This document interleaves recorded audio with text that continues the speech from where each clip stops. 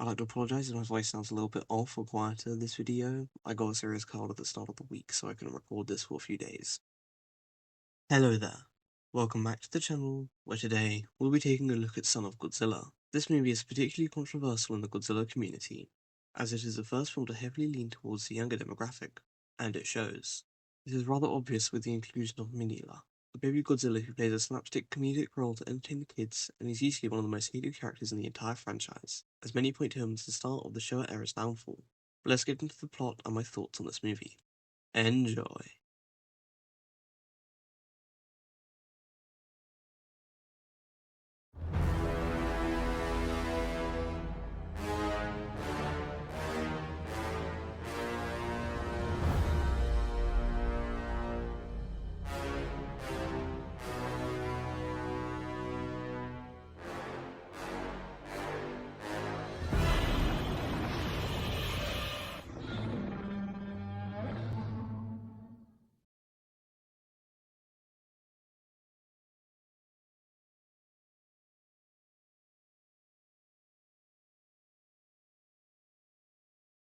So the movie starts with the plane flying in a storm, where strange disturbances occurring. The cause is quickly revealed as who else but Godzilla. Don't worry, we'll get to this later. The next morning, a reporter lands on an island where an experiment is being conducted. He demands to see it, and the scientists reluctantly let him on the team. That night, a giant praying mantis known as the Kamakura appears, wandering around the lab before disappearing into the jungle. In the morning, the reporter goes foraging for food and finds a woman swimming at the beach, but she disappears when he calls out to her. He quickly heads back to camp and tells the others, but they don't believe him, instead focus on how tomorrow would be perfect for the experiment. They tell him how the experiment involves lowering the temperature and rising it again using balloons, as this should make infertile land ripe for farming. But this technology could lead to a nuclear winter if in the wrong hands. The experiment is launched, and a gyro probe attached to a balloon draws the hot air upwards, lowering the temperature immediately. They launch a second balloon, but it explodes too early due to interference from the middle of the island. This increases the temperature to the highest point recorded during the day, and at night, thunderstorms, floods, and snowstorms plague the island. After 4 long days, the weather returns to normal and the reporter goes to find the woman to see if she's okay. He instead finds a massive Kamakura, which had grown to an enormous scale due to the increase in temperature and radiation. More of them show up and start attacking a rock at the center of an island, where the interference was coming from. They find an egg and a baby Godzilla breaks out, and they start to attack him instead.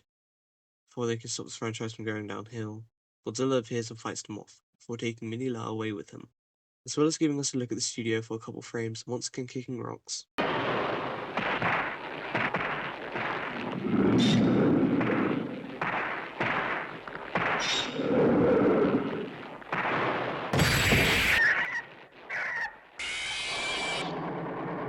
Godzilla destroyed the camp, so they have nowhere to stay. Thankfully, the woman lets them stay in her home, a cave inside the mountain which helped her survive the weather.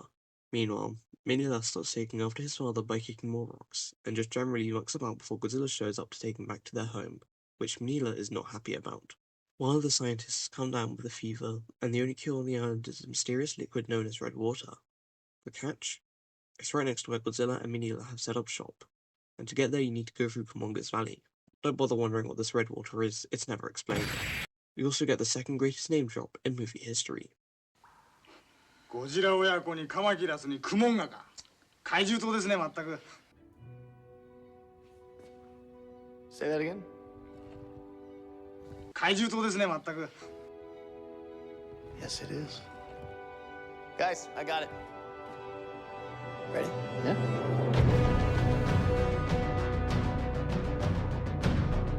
While on the journey to the red water, they accidentally knock some rocks into the valley, but thankfully Kumonga sleeps through it.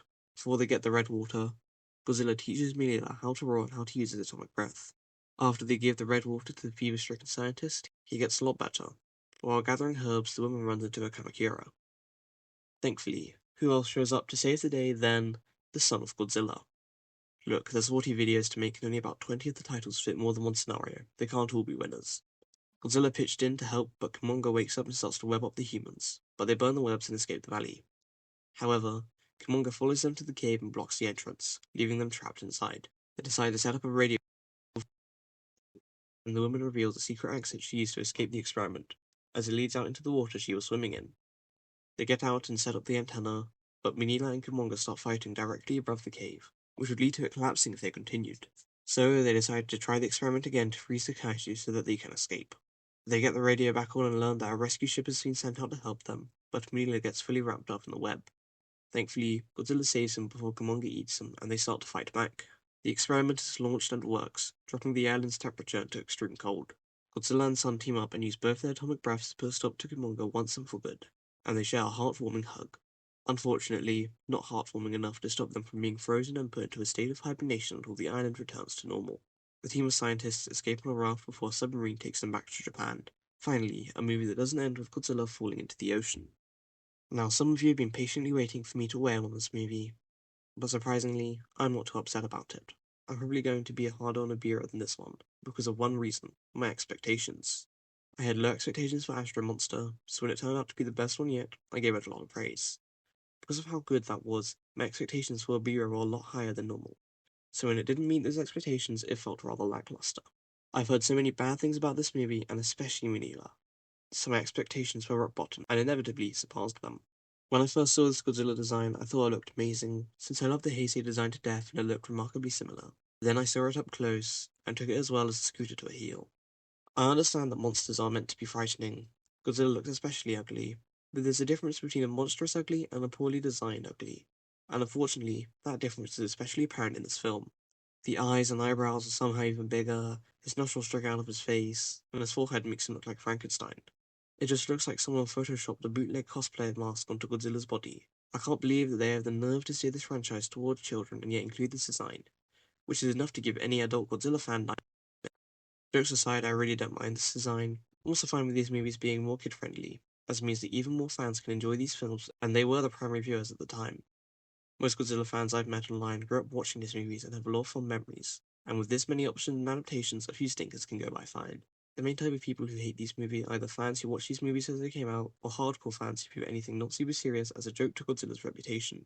Again, I'm very sorry, Abira, the same thing happened with King Kong vs. Godzilla, but the movies before them were amazing, so the dip in quality was rather apparent. I really like how they managed to make the most of the Kamakura suit. Using it without miniatures was genius, and cool to see how large it would be in real life. Also, the suit is so detailed. It genuinely looks like a massive mantis, and I'm amazed at how they got the textures to look that perfect. Preferably it'd be one of the better designs, but since this franchise has so many different versions, styles and designs don't really bother me. The atomic breath is also really cool. Instead of using explosions, they use fire, which works remarkably well. I don't mind them using this movie to establish Monster Island, or at least set it up for later, but I do really miss the city destruction and I hope that we go back to it. The monsters safe for Godzilla do just boil down to giant bugs, but that's a very common element of these films and this entire franchise. Also, Medulla being the size he is does raise a few questions, as to show Era's plot hole of nearly every monster besides Godzilla being giant already. While Minilla is referred to as Godzilla's son multiple times, it's never fully explained if he's his biological son or an adopted member of his species. I guess that making him his biological son would explain how he's so big despite not being mutated. The snow at the end of the movie looks so realistic that I wouldn't be surprised if it was real, and I do like how you can just barely make out the dorsal plates on Manila's back. I can also see why Manila is so beloved and hated, because at one point the main character is comment on how Godzilla never lets him play, like some other parents back in Japan. I'm not sure what it was like back then, but I could see some children relating to Manila, growing up with fond memories of the character, thus explaining the controversial aspect of this film. Now this might be a hot take, but I would like to see Manila return, and to make this hot take even spicier, I think they would best fit in the -1 universe. The only reason why is because the director confirmed that either King Ghidorah or Mechagodzilla will be in the sequel, so Godzilla is going to turn from the villain into the hero in pretty much one movie. I don't doubt that the director will be able to pull this off. I could very easily see the tension between the human characters and Godzilla having to put their differences aside, but if you ask me, I prefer for these movies to stay focused on only Godzilla. But Munila might be a good catalyst for Godzilla's arc, turning him from an incredibly angry antagonist to an overly protective hero, as although he does get upset at him a lot, this movie shows that Godzilla deeply cares for Munila. With all this being said, no, I don't think he should be in -2 or even 3, but instead, he should be brought in to show Godzilla's softer side, and to help the audience root for him. I'm not dying to see him, and I have no idea how they could capture that cute aspect of the character while keeping in tone, but if we have to have more monsters and Godzilla be the good guy, then Munila could help ease that transition. It's basically tradition that each sequel's tone gets brighter and more monsters are introduced, so it wouldn't be too far off to assume the same for -1. But anyways, that's it for this video. Next video, we'll be reviewing Destroy Monsters, which is the equivalent of the Avengers for Toho's monsters. Godzilla's not the only one, as Mothra, Rodan, and more have had standalone movies before appearing in Godzilla movies. Until then, have a wonderful day, and I'll see you all later.